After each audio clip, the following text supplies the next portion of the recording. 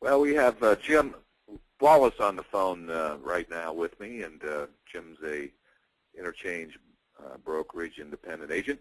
Jim, welcome. Hi, Jeff. How's everything going? Everything's going well. Good, good. Jim, I like to ask folks what their background is, their past experience, and basically what drove them to see the Interchange brokerage company and the rate lock service to merchants a further extenuator of their business opportunity. If you don't mind giving us what you've done in the past and what attracted you to rate lock. Well, I've been in sales all my life since I got out of college, selling various things. My last endeavor prior to this, I was selling solar in homes. And when I first saw rate lock, I've sold financial products before and have done some consulting, but this primarily is a service that we are exposing the client to. What I loved about this product was that it was very, very affordable.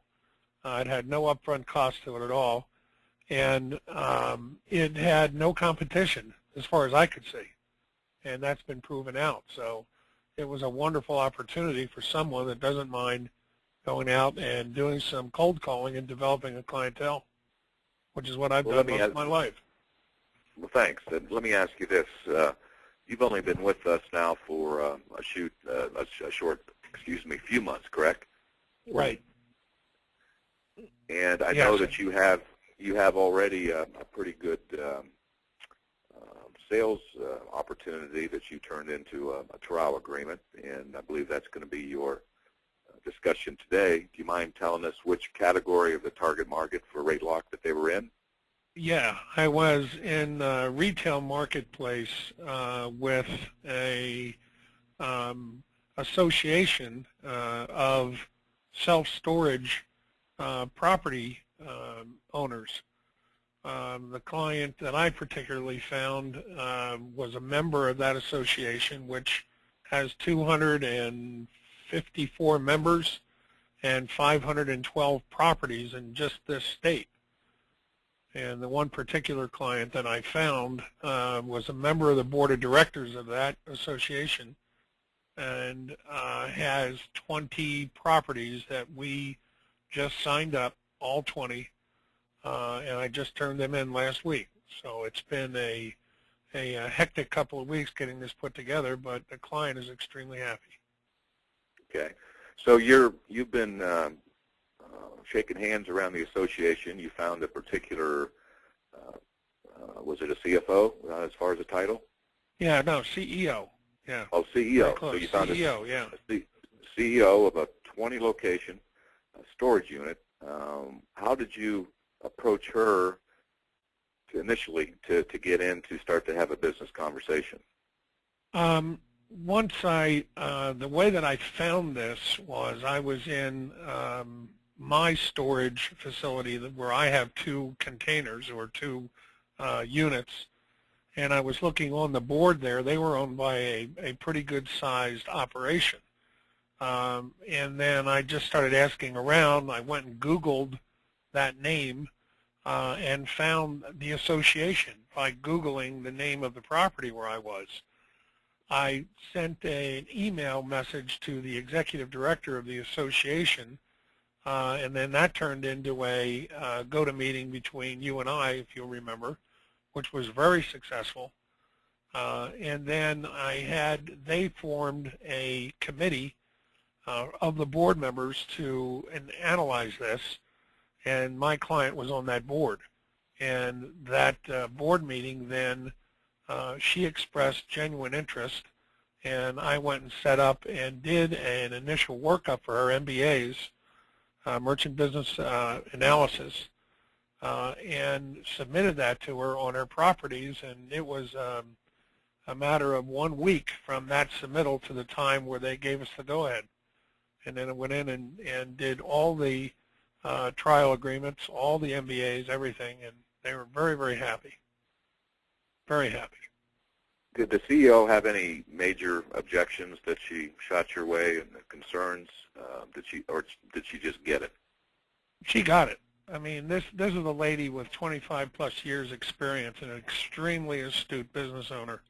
And she said she had to break into the old boy network. So it was not something where she was just blindly going into this. I mean, she checked us out and was very happy with what she found.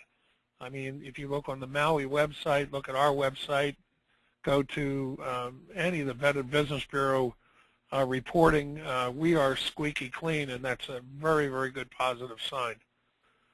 So she was extremely happy with what she found and what it offered her.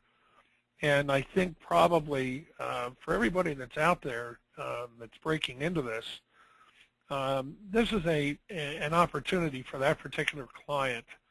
It was really puzzling to me why someone that sharp had allowed rates to be charged of 3.5% to 4% on 60% of those properties.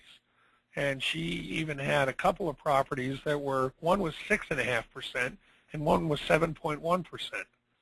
Now that is just extremely unusual, but it bothered me as to why that was happening. And it dawned on me after looking at this, standing back and looking at it, there's no other solution other than changing processors. And if they're going to change processors, that's a bigger headache than anything they're going to want to involve themselves in, because it involves changing equipment, changing banks, changing accounting, and training people. Versus IBC comes in and says, hey, we can do this for you without changing a thing. And what we do is we don't charge you anything up front. We split what we find. That was very easy for them to get. Now, that's a real good point, Jim. Now, I know we have a customized software tool that estimates their up-to target level of cost reduction. For those 20 locations, the ones that were eligible, what do you recall off the top of your head what the target of cost reduction was?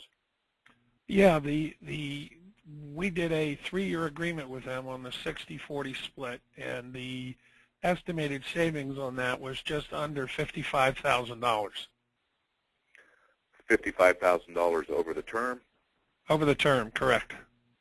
Correct. Wow, she must have been pretty excited about that, especially when we start our work and then she just basically goes back to work. So that's a pretty good return. That's a pretty good return. That's a large. Go ahead. That's a large chunk of cheese, as they say. That's what they say. And what was your, as far as your jingle in the pocket? What again?